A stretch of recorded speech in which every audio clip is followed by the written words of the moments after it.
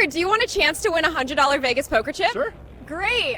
Modular Framing Systems supplies HVAC manufacturers with framing systems that anyone can put together. The fastest time each day wins the chip. Are you ready? Let's do it. 3, 2,